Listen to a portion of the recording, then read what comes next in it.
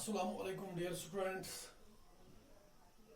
जैसा कि आप लोग जानते हैं कि हम डेमोक्रेटिक पॉलिटिक्स का छठा चैप्टर फंडामेंटल राइट्स पढ़ रहे हैं, जिसमें से हमने पिछले वीडियो में 6 फंडामेंटल राइट्स के बारे में पढ़ा कि वो 6 फंडामेंटल राइट्स किस किस चीज के साथ टच करते हैं। उन 6 फंडामेंटल राइट्स से इंसान को कौन कौन सी आजादियां मिली, वो सारा कुछ हमने प्रीवियस वीडियो में हमने पढ़ा। तो आज हम इंपॉर्टेंस ऑफ फंडामेंटल राइट्स के बारे में जानेंगे। जहां तक इंपॉर्टेंस ऑफ फंडामेंटल राइट्स का सवाल है, fundamental rights have special significance or importance of their own, especially for the Indians who remained under foreign rule for a long time. जहां तक इंपॉर्टेंस का सवाल है, फंडामेंटल राइट्स का इनकी बहुत ज्यादा इंपॉर्टेंस है। हर एक फील्ड में इंसान को फंडामेंटल राइट्स की जरूरत पड़ती है।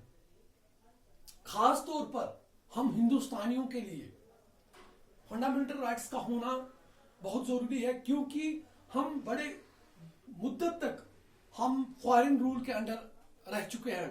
हमने एक्सप्लॉयटेशन को अच्छी तरह से देखा है। हम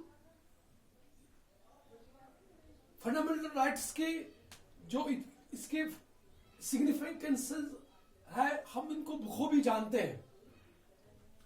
जहां तक अब इनकी इंपॉर्टेंस का सवाल है, fundamental rights provide those conditions which are essential for all round development of human personality. Fundamental rights हमें वो कंडीशंस प्रोवाइड करती है जो कि ऑल राउंड डेवलपमेंट के लिए बहुत जरूरी है। तब तक हम ये कह सकते हैं कि without fundamental rights and human cannot have all round development of its personality। तब तक एक इंसान पूरी तरह से डेवलप नहीं हो सकता है जब तक न उसके पास ये 6 के 6 फंडामेंटल राइट्स हो। दूसरा, they ensure all such freedoms to an individual which make his life happy and worth living.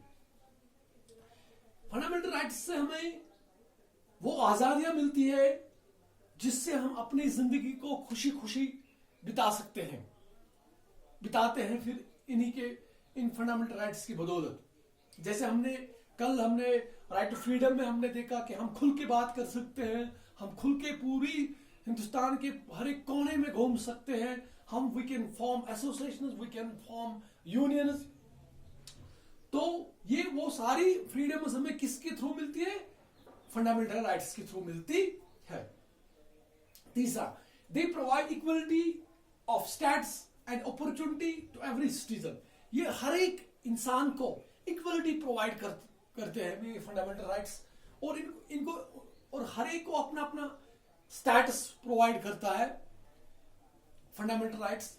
ये वो जैसे कि हमने देखा कि इक्वलिटी हमने देखा कि कैसे ये अनटचेबिलिटी को कैसे ऑफेंस मान के चलते हैं। ये as per the laws and rules of the fundamental rights are concerned, ये कैसे इनको ऑफेंस मानते हैं।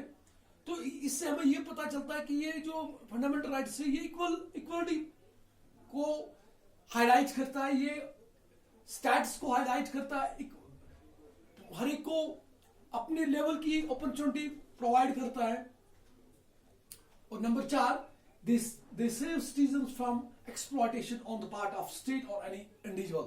और बिल आखिर ये एक इंसान को बचाती है एक्सप्लॉयटेशन से, चाहे वो एक्सप्लॉयटेशन स्टेट के थ्रू हो जाए किसी इंडिविजुअल के साथ, या किसी और शख्स से इसके ऊपर एक्सप्लॉयटेशन हो। ये हर एक्सप्लॉयटेशन से ये फंडामेंटल राइट्स जो है ये प्रोटेक्ट करते हैं एक इंडिविजुअल को। तो इस तरह से हम यूं कह सकते हैं कि एक डेमोक्रेटिक मुल्क में फंडामेंटल राइट्स का राइट्स जो है ये बड़े ही फ्रूटफुल साबित होते हैं, जिनके बगैर ऑलराउंड डेवलपमेंट एक इंडिविजुअल की नहीं हो सकती है। तो इस तरह से हमने देखा कि what is the importance of fundamental rights, कि इनकी क्या इंपॉर्टेंस है ऑलराउंड डेवलपमेंट में, इनकी क्या इंपॉर्टेंस है, ये कैसे हमें फंडामेंटल राइट्स हमें किस किस्म की आजादियां हमें प्रोवाइड करते हैं, जो आजादियां हमें फंडामेंटल राइट्स से मिलती है, उन्हीं से हम एक इंडिविजुअल जो है अपनी जिंदगी को खुशी खुशी बिता सकता है। कैसे ये हमें हमारे लिए इक्वलिटी प्रोवाइड करता है, कैसे ये हमें एक्सप्लॉयटेशन से बचाता है। तो ये था, this all was about the importance of fundamental rights. तो आज के लिए इतना ही, कल हम इस चैप्टर को इंशाल्लाह और आगे लेके चलेंगे। तब तक के लिए खुदा हाफिज।